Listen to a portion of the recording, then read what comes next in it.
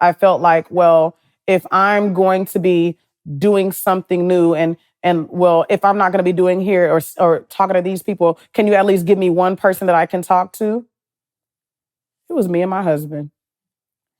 And love my husband because there was moments where I didn't even know how to articulate how I was feeling about this transition and just the transformation and what I was going through.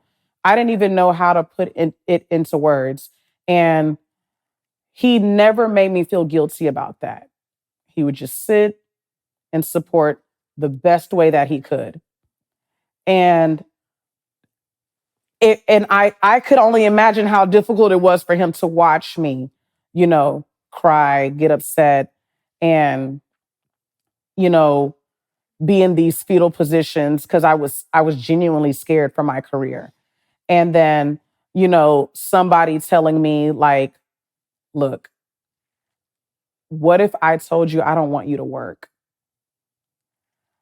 My husband supported that I don't work. He was like, I don't even want you to go and do something that you don't need to be doing right now. And we had never typically had that conversation because I was always scared to say it. I remember telling my brother last year that I am a little frightened to talk to my husband about this because I've always had my own. I've always done these certain things, and it's always worked for me. And then it was finally when I just sat down and I said, look, I think God is calling me to do something new. And I just don't know if I need to work. And he was like, what's funny is that I was driving. I was heading to the store, I was heading somewhere. And I thought to myself, I said, what if she just doesn't work this season? What if she just kind of just relaxes for some time because it looks like she needs some time off?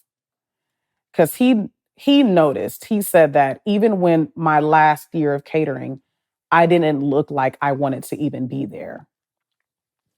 And, you think that people are not paying attention to you, and they are definitely paying attention to you. And this is somebody, I live with. He sees what I'm doing every day. He's monitoring and, we study each other or whatever. But, when he said that, immediately the anxiety of me wanting to voice that to him completely disappeared.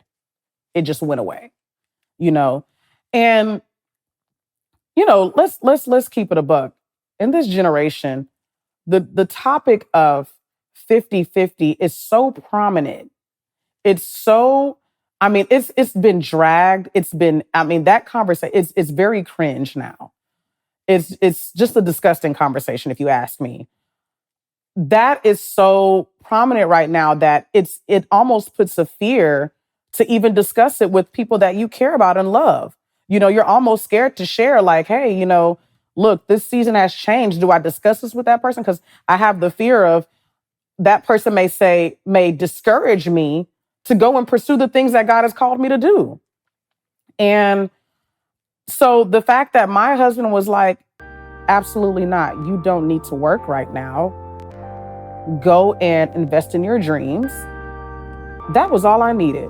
That was enough, And I didn't realize that I needed my husband more in that season than ever until we truly had that conversation.